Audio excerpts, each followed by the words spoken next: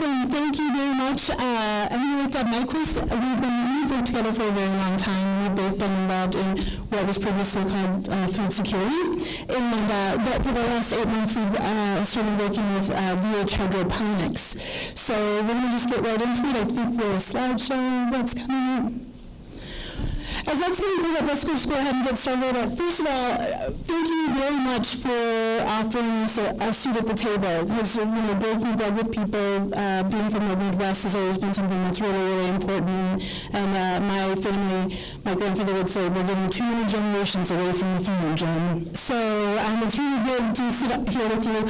I'd also like to thank Sarah and Bruce, who I didn't know there was a great, I saw pictures, but then Sarah would get the emails that were from Bruce. And so I'm really glad to see you here.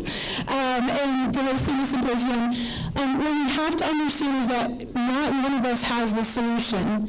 We all have a piece of the solution. And if we don't come together in collaborative events, if we don't do actual action planning, then we will never make it. So you have a valuable piece, and I'm not sure what it is, but I'm pretty sure we need it, and hopefully we have something that you need as well. So I think that's really important. If you need it and you haven't made a connection with some sort of action, a thing that you can do, then by all means come and find Deb or myself, and we'll find something to do with you. So it is really, really important as we move forward with this. Okay, no problem. No problem. Well, first of all, I do want to make a formal request that I go to from Milo because he used all my stats that I was going to use in the presentation. I will never follow Milo again. So just letting you all know.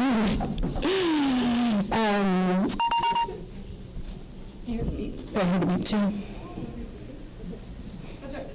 No worries. We're going into this, I guess, really a little bit about us, and I think Deb can talk, and the slides will catch up. So that's not a problem with that. But like I said, we are here with VH Hydroponics, and we are suppliers of opportunities to provide food in a better way. Yes, our mission is to provide opportunities to feed people in a better way. And the only way we're going to do this is by reducing those barriers to entry to the system. I think what people need to get the idea around is that it's inevitable. We need to address the inevitable. We have to address that, as Milo said, 95% of our food is imported. We have to address the fact that that's $2 billion. We have to address the fact that FEMA has come out with a study that said if there's an earthquake, I don't even remember because this was the data piece I was going to use, but how Alaskans were actually going to be able to make it with no food. And even further in the rural communities where Deb and I both do a lot of work, if we're out of Anchorage after a week, the rural communities were out after 2 days. So important for us to address that. We have to address that there are 85 pesticides that are being used on the vegetables that are being imported that are banned in other countries.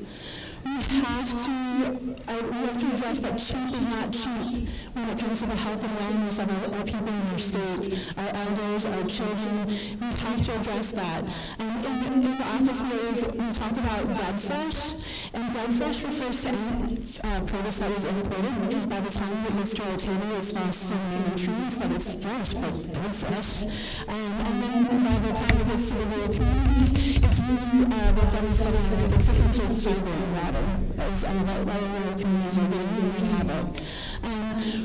We have to address that we can't focus on the lack of resources anymore. We have to focus on being more resourceful with our water, more resourceful with our money, more resourceful with the time that we have to grow the things that we have to grow moving forward. So it's really important that we start considering all of this as a state. And we know that we don't have the answers, we just have the tiny answers, and all of us together will be able to come up with that. So the slide that you would be looking at right now would be the map that shows where our food is grown in California, Arizona, and other points south. 90% of the lettuce is produced in California and Arizona. Yuma Valley receives 3 inches of rain annually, and it takes 35 to 50 inches of water per acre to produce a lettuce crop. That's not sustainable. Jen was just in Arizona last week, and she was talking with folks from the prison system, and they were talking about having a hydroponic unit to have the prisoners grow their own produce for their own consumption. And the conversation turned to the receding Colorado River and the lack of water that's available to folks and the implications of that. There's just not enough water to sustain that production. It was interesting too because down there, one of the solutions was, well, what if we just divert the Mississippi River over and start, and I said, well, how do you think the people on the Mississippi River are going to feel about that? So there was a lot of conversation that happened in that area going from there. So when we talk about this, VH Hydroponics has actually been around for about 8 years, and they, you know, it has been a company, and it's led by Cameron Willingham as our president, Jamie Boring is our. What's happened in the past year, in the past 8 months since Deb and I have been there, is we've seen technology and opportunity align. And this often happens where technology was so expensive that there wasn't enough of an opportunity, or there was an opportunity but there wasn't really enough to put it together. And so what we're seeing for not just VH Hydroponics, but I think many farmers out there, is this alignment in this time where it's now, it wouldn't pencil out before, and now it's starting to pencil out. And it's been recognized as an infrastructure. I just wanted to go pull all those cards and say, how do we invest in the infrastructure, you know, bill to be able to use it? This is a critical issue, not just in Alaska. It's a critical issue everywhere.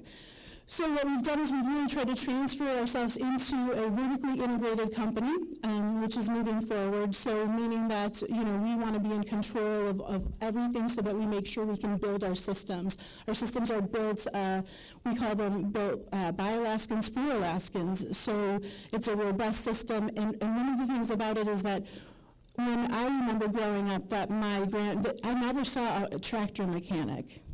They did it themselves. And so we needed to be able to make a system that Alaskans could wrench on, or Alaskans could find the parts for at the, you know, wherever they were, at the hardware store, or they could, you know, they would be able to do that. So that was really important to them as they moved through. So with this, what they've done is they said, well, but the two leaders said, well, it's not enough for this to happen. We have to assemble a team. So really, they've gone through this evolution of assembling a team of people who are passionate about food independence, and we're passionate about it, and we know its importance, and so we've come together to be able to move forward with this. We have several different types of systems, and the container was a system where the lettuce, the greens that you had in your salad, that's a system that they were produced in. By Edgy Veggie Company down in Soldotna. It was really amazing this last week when I was in there and visiting with the family, multi-generational family of farmers, and to see the pride that they had in their product that they were able to produce locally. And that is, you know, complete validation for us, and very encouraging. We know that we are in the right business supporting food independence. Another of our units is the Sunny Pro XL. It's a furniture-grade cabinet unit that can be used by a family. It would fit in a family home. It could be installed in a church for food ministry or a school. There's multiple places where this smaller unit could be placed. And I think we're able to produce up to 140 pieces per month. Yeah, per month per cabinet. Yeah. And then finally, we offer a farm kitchen for those farmers who want to scale. And 3 of the CGS units can be added on as modules to that farm kitchen. And then there's a DEC-approved area for the produce to be processed and packaged. So that takes us to what's the next level of scalability. So the past 8 months have taught us, as we look at how many, you know, when you look at the 2 cups of green that everybody's supposed to have on a daily basis, you start adding that up. And well, the first thing we decided is there's never going to be any competition. Nobody should ever be concerned about competing with someone else because there's plenty of room for all of us. And we should be recruiting more. So, but what we have found is that how do we actually build the critical mass so that truly within 5 years we will be completely independent for leafy greens from the lower 48. And so the farm is the solution. We are currently in the midst of finding a place in South Central Alaska to build a 10,000 square foot farm made of cultivated pods. We will not have a facility necessarily that's, you've heard of hydroponics facilities where the whole facility is. Warehouses, yeah. So we're able to go into property and be able to put the cultivation pods and have that 10,000 square foot farm in there. After that gets finished, we will follow hopefully the following year with a 4,000 to 6,000 square foot farm in both the Fairbanks area and the Juneau area. So being able to add all of that, we're really focusing on the hub and spoke model. Means it can't just be a hub. It's really hard for the wheel to move if there's no spokes with it. So that will still create plenty of room for the independent farmers that are around. And in fact, we need you. So it is really, really important. So we have to learn from maybe the mistakes that happened in the past, and we have to be able to be strong as a group, because if we feel strongly if we go to market and we're not able to support the farmer, then don't go. So we're committed to this, and some of the things is really the robustness of now our service program, and the biggest thing was the succession planning. So when systems are going out, you have a champion, and the champion leaves, and all of a sudden, now everybody has the passion. So we're committed to succession planning for our systems and making sure that we're monitoring.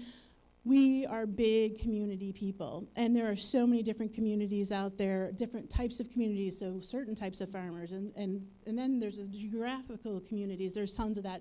And we feel firmly that that's the only way as well that we're going to get through is if we link as a community.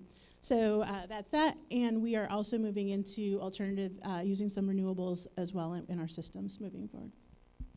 Renewables to power the system. Next slide, please. Yay, there we are.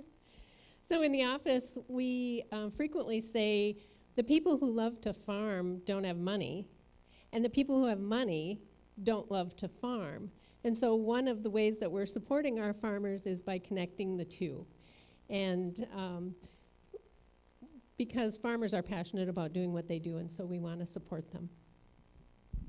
Yeah, and we as an organization have actually gone to banks to try to see what's out there and really try to support this, and we're having trouble. And if we're having trouble, then we have to be committed to helping the farmers. Next slide. We're also committed to making sure that we're not just taking from our markets, but we're growing them. So when you look at this, the investment level that's going to happen, so from $1.57 billion in 2021 to 2025, where it's $3.71 billion just in the U.S. vertical farming market.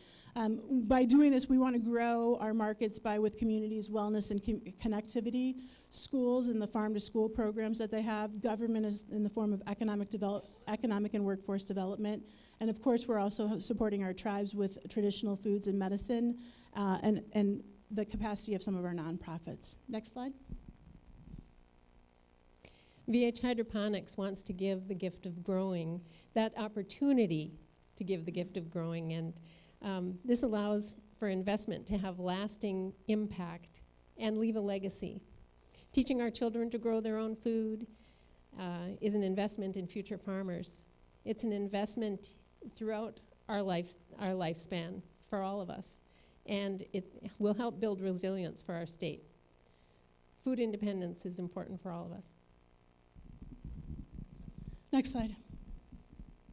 And so as we move forward, as VH Hydroponics has moved from just a manufacturer to a community grower to a service provider and a sustainably insurer, then we all need to also consider this. It is very short-sighted if we focus on just growing greens. We have to focus on growing innovation, growing communities, growing farmers, and growing investment. And we need to invest in the inevitable. So thank you. As well, we'll get this out to Sarah, and she can go ahead and make sure you guys have all of our information as well. Thank you.